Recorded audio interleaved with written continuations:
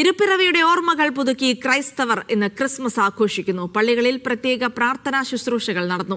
ആത്മീയതയുടെയും ആഘോഷത്തിന്റെയും ദിനം സന്മനസ്സുള്ളവർക്ക് സമാധാനം എന്ന സന്ദേശമാണ് നൽകുന്നത്.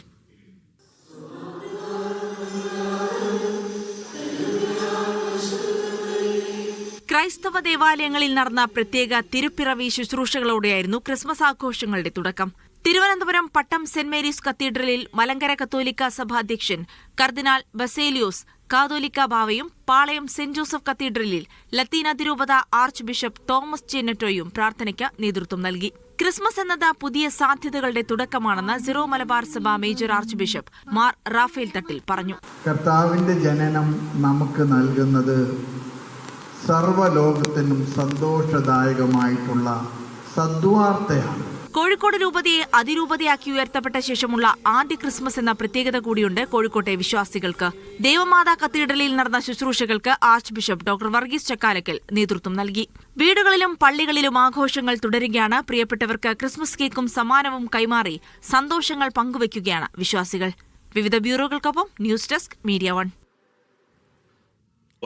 ഡൽഹി.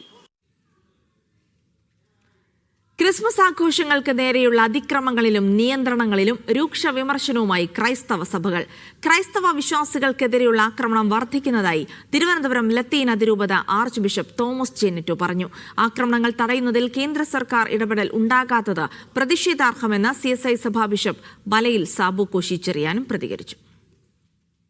വിശ്വാസം പ്രഖ്യാപിക്കുന്നതിനെയും ജീവിക്കുന്നതിനെയും തടസ്സപ്പെടുത്തുവാനും വിശ്വാസികൾക്ക് നേരെ പല കാരണങ്ങളാൽ അക്രമങ്ങൾ അഴിച്ചുവിടുന്നവരുടെയും എണ്ണവും ഇന്ന് നാം കൂടിക്കൂടി വരുന്നതായിട്ട് കാണുന്നുണ്ട്.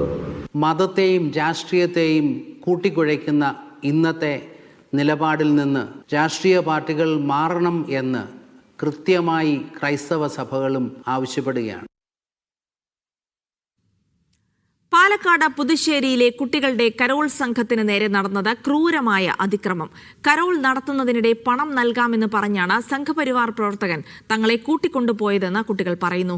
എന്നാൽ പിന്നീട് തങ്ങളുടെ ഭാഗത്തേക്ക് കരോൾ കൊണ്ടുവരരുതെന്ന് പറഞ്ഞാണ് അക്രമം നടത്തിയതെന്നും ചവിട്ടുകയും അസഭ്യം പറയുകയും ചെയ്തുവെന്നും മർദ്ദനത്തിനിരയായ കുട്ടികൾ മീഡിയ 1 പറഞ്ഞു. Media 1 exclusive.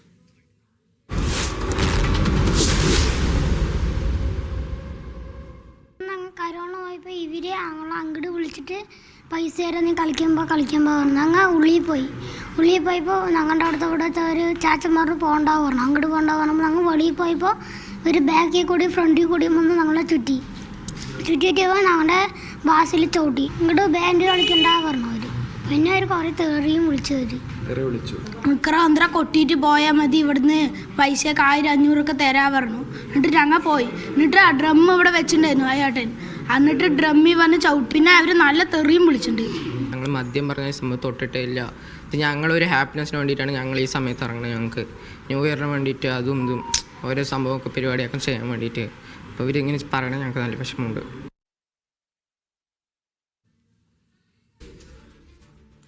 Doctor Niji Justin Thrissur മേയറാവും. മുതിർന്ന പല കൗൺസിലർമാരെയും പിന്തള്ളിയാണ് കന്നി അംഗത്തിൽ ജയിച്ച നിജി ജസ്റ്റിനെ കോൺഗ്രസ് മേയർ സ്ഥാനാർത്ഥിയായി പ്രഖ്യാപിച്ചത്. ഡോക്ടർ ജോലിക്ക് താൽക്കാലിക വിരാമം ഇടുന്നു എന്നും പൊതുരംഗത്ത് സജീവമാകുമെന്നും നിജി മീഡിയ 1 പറഞ്ഞു.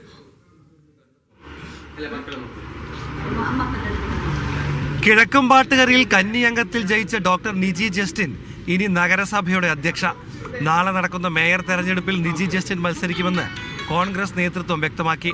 KSUവിലും യൂത്ത് കോൺഗ്രസിലും പ്രവർത്തിച്ചിട്ടുള്ള നിജി നിലവിൽ DCC വൈസ് പ്രസിഡന്റാണ്. ക്രിസ്മസ് സമ്മാനം തന്നെയാണ്. ക്രിസ്മസ് ബമ്പർ അടിച്ചിരിക്കുകയാണ് ഞാൻ. പാർട്ടി എന്നെ ഉത്തരവാദിത്തം ഏൽപ്പിച്ചു.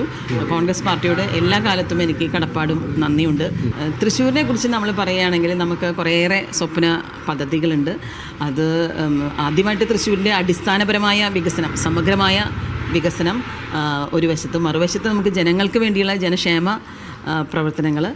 മുതിർന്ന കൗൺസിലർമാരായ ലാലി ജെയിംസ്, സുബി ബാബു എന്നിവരെ പിന്തള്ളിയാണ് നിജി ജസ്റ്റിൻ മേയറാവുന്നത്. KC വേണുഗോപാൽ ഗ്രൂപ്പിന്റെ ശക്തമായ പിന്തുണയാണ് നിജിക്ക് തുണയായത്. നിജിയെ മേയറാക്കിയത് കോൺഗ്രസിൽ വരും ദിവസങ്ങളിൽ വലിയ തർക്കങ്ങൾക്ക് കാരണമായേക്കാം. ടേം വ്യവസ്ഥയിൽ മേയർ സ്ഥാനം പങ്കിടാനും ആലോചനയുണ്ട്. ഞങ്ങൾക്ക് 19 വനിതാ കൗൺസിലേഴ്സ് ഉണ്ട്. അതിലെ ഒരുപാട് പേര് എല്ലാവരും അർഹരാണ്, യോഗ്യരാണ്. പക്ഷെ പാർട്ടി ഒരാളെ ഒരു സമയത്താക്കാൻ പറ്റും. അത് കൗൺസിലേഴ്സിൻ്റെ അഭിപ്രായം ആരാഞ്ഞ് നേതൃത്വവുമായി സംസാരിച്ചതിന് ശേഷമാണ് ഞങ്ങൾ പ്രഖ്യാപിച്ചത്. DCC പ്രസിഡന്റ് അയ്യന്തോൾ കൗൺസിലറായ A. പ്രസാദാണ് deputy mayor. Media 1 Thrissur. Kochi mayor സ്ഥാനം സംബന്ധിച്ച് ദീപ്തി മേരി വർഗീസിന് പരാതി ഉണ്ടെങ്കിൽ പരിശോധിക്കുമെന്ന് KPCC അധ്യക്ഷൻ സണ്ണി ജോസഫ്. ചില മാനദണ്ഡങ്ങൾ ഉണ്ടായിരുന്നു. ദീപ്തി പ്രയാസം അറിയിച്ചിട്ടുണ്ടെന്നും എല്ലാ വിഷയവും പരിശോധിക്കുമെന്നും സണ്ണി ജോസഫ് പറഞ്ഞു.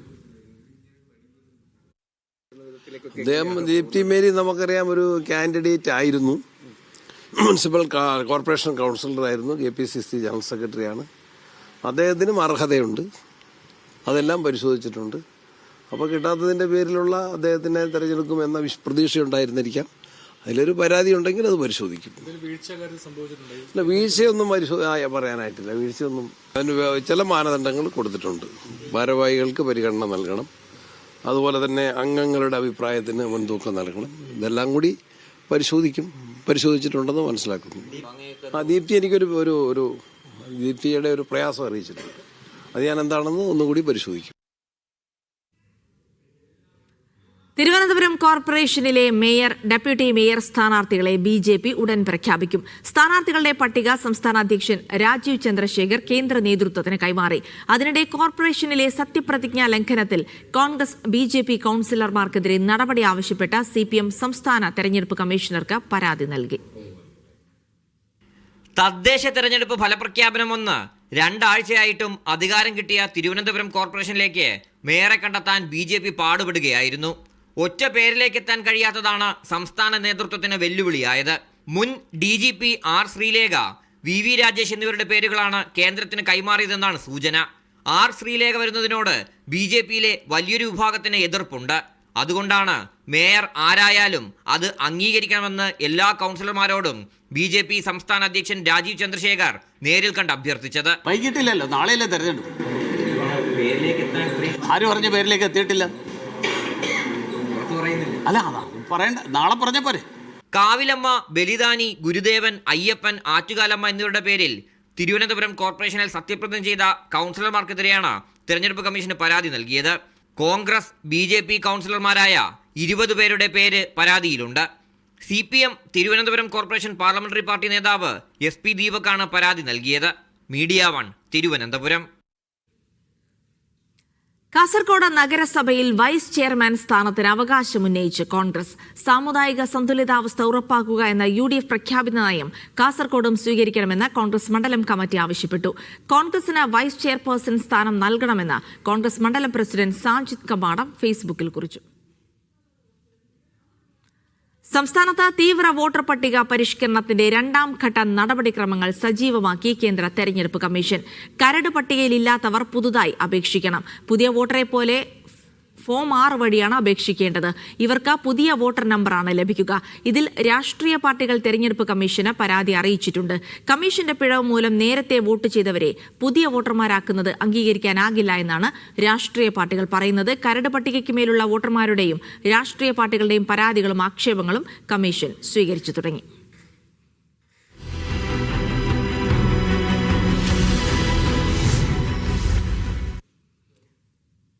ശബരിമല സ്വർണ്ണക്കൊള്ളക്കേസിൽ മുൻ പ്രതിപക്ഷ നേതാവ് രമേശ് ചെന്നിത്തലയും വ്യവസായിയും വെളിപ്പെടുത്തിയ ഡി മണിയെ കണ്ടെത്തി പ്രത്യേക അന്വേഷണ സംഘം.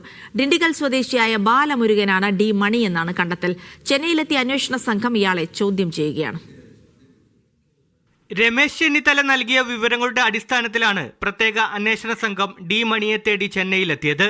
ശബരിമല സ്വർണ്ണക്കള്ളക്കേസിൽ പ്രതിയായ ഉണ്ണികൃഷ്ണൻ പോറ്റിയുമായി പുരാവസ്തു ഇടപാടുകാരനായ ഡി മണിക്ക് അടുത്ത ബന്ധമുണ്ടെന്നായിരുന്നു ചെന്നിത്തലയുടെയും മലയാളിയായ വ്യവസായിയുടെയും ആരോപണം. സ്വർണം ഉരുക്കിയെടുക്കുന്നതിനേക്കാൾ വലിയ വിഗ്രഹക്കടത്ത് ശബരിമലയിൽ നടന്നുവെന്നാണ് ഇദ്ദേഹം SITക്ക് മൊഴി നൽകിയിട്ടുള്ളത്. ഇതിന്റെ അടിസ്ഥാനത്തിൽ സ്വർണ്ണക്കൊള്ളയിൽ ഡി മണിക്ക് നേരിട്ടോ പരോക്ഷമായോ പങ്കുണ്ടോ എന്നാണ് SIT പരിശോധിക്കുന്നത്. ഇന്നലെ 2 മണിക്കൂർ ഡി മണി എന്ന ബാലമുരുകനെ പ്രാഥമികമായി ചോദ്യം ചെയ്ത ശേഷമാണ് ഇന്നും ചോദ്യം ചെയ്യുന്നത്. ഇയാളുടെ കൂട്ടാളിയായ ശ്രീകൃഷ്ണനെയും ചോദ്യം ചെയ്യാനാണ് അന്വേഷണ സംഘത്തിന്റെ നീക്കം. ബാലമുരുകനെതിരെ മനുഷ്യക്കടത്തിനടക്കം കേസുണ്ട്. ഇദ്ദേഹത്തെ കണ്ടെത്തിയതിനു പിന്നാലെ ഉണ്ണികൃഷ്ണൻ പോറ്റിയെയും മുൻ അഡ്മിനിസ്ട്രേറ്റീവ് ഓഫീസർ ഡി സുധീഷ് കുമാറിനെയും ജയിലിലെത്തി അന്വേഷണ സംഘം ചോദ്യം ചെയ്തു. തിരുവനന്തപുരം കരമനയിലെ സബ് ജയിലിൽ SP ശശിധരൻ നേരിട്ടെത്തിയാണ് ചോദ്യം ചെയ്തത്. മീഡിയ 1 തിരുവനന്തപുരം. സോണിയാഗാന്ധിയുടെ പേര് പറഞ്ഞ സ്വർണ്ണക്കൊള്ളക്കേസ് UDF-നെതിരെ തിരിച്ച മുഖ്യമന്ത്രിക്ക് മറുപടിയുമായി കോൺഗ്രസ്.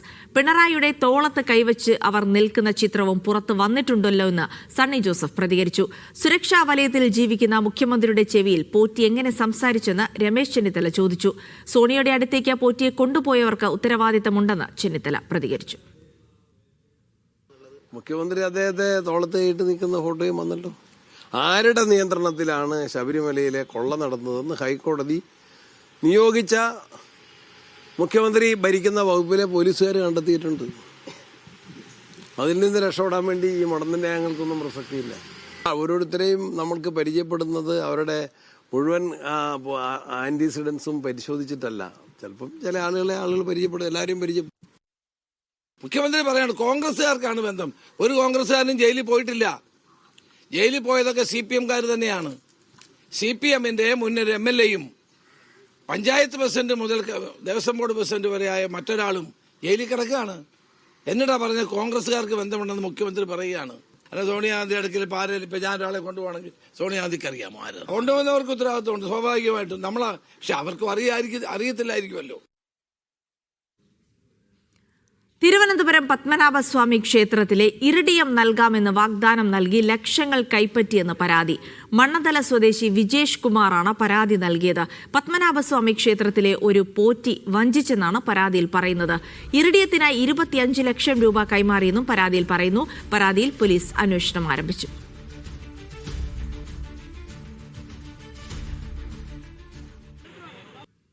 മദ്യപിച്ച് വാഹനമോടിച്ച് സീരിയൽ നടൻ സിദ്ധാർത്ഥ് പ്രഭു വഴിയാത്രികനെ ഇടിച്ചിട്ടു. ഇന്നലെ രാത്രി കോട്ടയം നാട്ടകത്ത് വെച്ചാണ് ലോട്ടറി കച്ചവടക്കാരനായ തങ്കരാജിനെ ഇടിച്ചു വീഴ്ത്തിയത്. മദ്യപിച്ച് വാഹനമോടിച്ച് അപകടമുണ്ടാക്കിയതിന് ചിങ്ങവനം പോലീസ് കേസെടുത്തു. ഇയാളുടെ ലൈസൻസ് സസ്പെൻഡ് ചെയ്യും.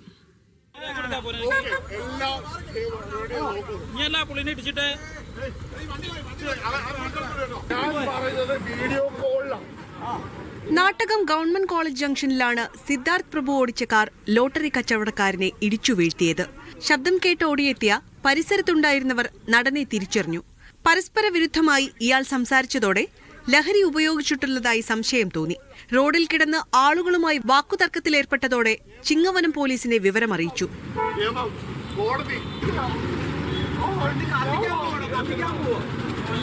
കസ്റ്റഡിയിലെടുക്കാനെത്തിയ പോലീസുമായും ഇയാൾ വാക്കുതർക്കത്തിലേർപ്പെട്ടു. ബലം പ്രയോഗിച്ചാണ് സിദ്ധാർത്ഥിനെ ജീപ്പിൽ കയറ്റിയത്. വൈദ്യപരിശോധനയിൽ മദ്യപിച്ചിട്ടുണ്ടെന്ന് തെളിഞ്ഞു. നിലവിൽ മദ്യപിച്ച് വാഹനമോടിച്ചതിന് പോലീസ് കേസെടുത്തു. ജാമ്യം ലഭിക്കാവുന്ന കുറ്റമാണിത്. മെഡിക്കൽ കോളേജിൽ ചികിത്സയിൽ കഴിയുന്ന തമിഴ്നാട് സ്വദേശി തങ്കരാജിന്റെ പരിക്ക് സാരമുള്ളതാണ്. മെഡിക്കൽ കോളേജ് റിപ്പോർട്ടിന് ശേഷമാകും പോലീസിന്റെ തുടർ നടപടികൾ. മീഡിയ 1 കോട്ടയം. പാലക്കാട് വാളയാറിൽ ഇതര സംസ്ഥാന തൊഴിലാളി ആൾക്കൂട്ടം തല്ലിക്കൊന്ന കേസിൽ ഒരാൾ കൂടി അറസ്റ്റിൽ. അട്ടപ്പള്ളം സ്വദേശി ഷാജിയാണ് അറസ്റ്റിലായത്. ബാക്കി പ്രതികൾക്കായി SIT അന്വേഷണം പുരോഗമിക്കുകയാണ്. പല പ്രതികളും തമിഴ്നാട്ടിലാണെന്നാണ് സൂചന. ആൾക്കൂട്ട കൊലപാതകം, SC/ST അതിക്രമം തടയൽ ഉൾപ്പെടെയുള്ള വകുപ്പുകൾ ചേർത്താണ് കേസ് രജിസ്റ്റർ ചെയ്തിരിക്കുന്നത്. സ്വർണ്ണവില ഇന്നും കൂടി. പവന് 240 രൂപ കൂടി 1,02,120 രൂപയായി. ഗ്രാമിന് 30 രൂപ കൂടി 12,765 രൂപയായി. 1 ഗ്രാം സ്വർണത്തിന് 30 രൂപ വർദ്ധിച്ചു.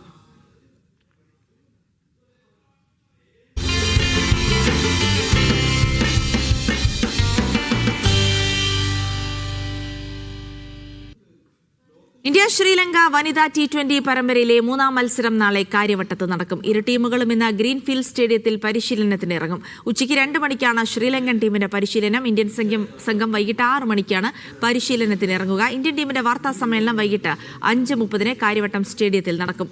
നാളത്തെ മത്സരം ജയിച്ചാൽ ഇന്ത്യയ്ക്ക് പരമ്പര സ്വന്തമാക്കാം. 5 മത്സരങ്ങളുള്ള പരമ്പരയിൽ 28, 30 തീയതികളിലായാണ് ബാക്കിയുള്ള മത്സരങ്ങൾ നടക്കുക.